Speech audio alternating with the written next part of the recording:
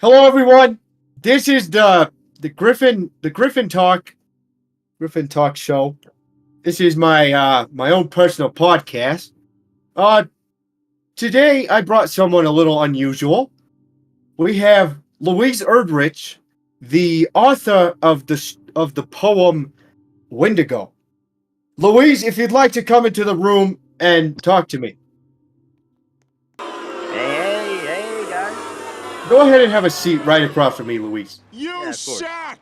Okay, so I know you drove like a couple hours to get here. I'm just gonna let you know that this is gonna be kind of short.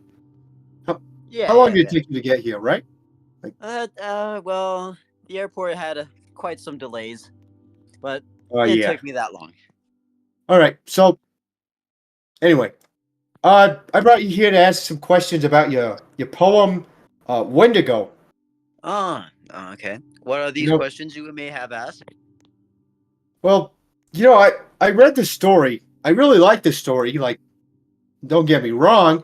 It's just Yeah. I'm not too sure what the hell is going on. I mean, some of your you have a way with words, and the way you word them is it's kind of weird, but I kind of like it because it puts me on edge. Yes. I Yeah. I, I kind of want to know what the hell is this story about? Well, the story is about sort of like a cautionist book, like a caution poem to the reader saying, "This spiritual animal, the Wendigo, half dog, half human, and it's gonna lure your kids into him." Yeah, but what? Okay, so what is this? Is this supposed to be like a campfire story you tell kids? Like for example, oh, let me think. I haven't really thought about it. Is it like a folk a folk tale? Is that what they call it? Yeah. You can assume that. Yeah. Is it? Yeah. Is it supposed to just like scare kids, try to teach them a lesson to not mess around bad? Is Yeah, it like just to kind of not like mess that? around in the woods. Okay. Well, I understand that, but your descriptive writing, it really doesn't appeal to kids. I mean, you got some pretty hardcore stuff in there. I mean, not the worst I've ever seen, but it's up there. Yeah, yeah. Could you give me Oh, examples on what do you mean by these words? I may oh, have. yeah. I could definitely I could give you one. Yeah. Uh, I don't understand. Well, you have one part about the trees standing tall like the spines of fish, and then you have another one. I licked the soles of your feet, and Well, wait, I, I kind of forgot the other part, but that's kind of close. yes, of course, Peter. Well, the first one you mentioned, like the fish with the spines. Could you Yes. refer that to again? All right. So again, you stated the trees stand tall like the spines of fish. That's what you said, right? Yes. Well, that is referring to the trees of the dead trees. Like how dead Oh, trees are. oh, They look like spines of a fish. I could see it, but yeah, now I kind of get it. But this doesn't really sound like for kids, because how are kids gonna know what the hell the spine of a fish looks like? Well, maybe like English teachers, most likely this is going to be taught by high schoolers who may have interest in English. Yes, Do you're you know right. what I mean? Yeah, but who the hell would want an interest in English anyway? Yeah, I kind of get what you're saying.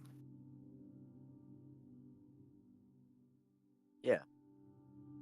So, okay, now that you say high schoolers, okay, so this you're going for teenagers, not for kids. Yes. Okay, so this changes a lot. Teenagers understand a lot more violent stuff due to the internet and a little bit of TV, but you Well, know, mostly the internet is what I've seen. mostly the internet. I've seen a lot of. lot of stuff on there. Anyway,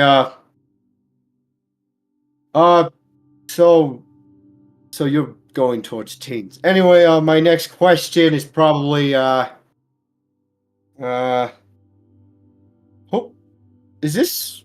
I've been reading it, and it doesn't sound like a humans talking. Is this story in the perspective of Windigo, the Windigo? Yes, it is the perspective of the Windigo. Right. See that's what I was thinking, and I kind of like that. There's not lot of stories that really drive into the perspective of the bad guy. I like that. Yeah. So your story, I do want to ask, what made you want to like put it in his perspective and not the kids? Well, the kid's perspective is, let's just say, a little bit bland and boring and a little bit too long. And I just wanted to make it as simple as I could with enough knowledge to add some words, like what you said, where you got confused of. Yeah. Yes. Okay. So you're just trying to go for horror. So you went with the scariest character. Okay. So Louise, this is kind of all I have for you today. Uh, I do want to thank you for coming out to the Griffin Talk. We don't get a lot of we don't get a lot of authors in here. We don't really get a lot of anyone in here. But I do want to thank you for actually showing up. Hey, Peter. Yes. I have a question for you as well, if you don't What? mind me asking. Not at all. What's your question, Louise? Ever heard of a podcast, Talk To? Get the hell out of my show. All right. Hey, Lois, what's going on here? Oh, it's my book club, Peter. Come, join us. Oh, okay.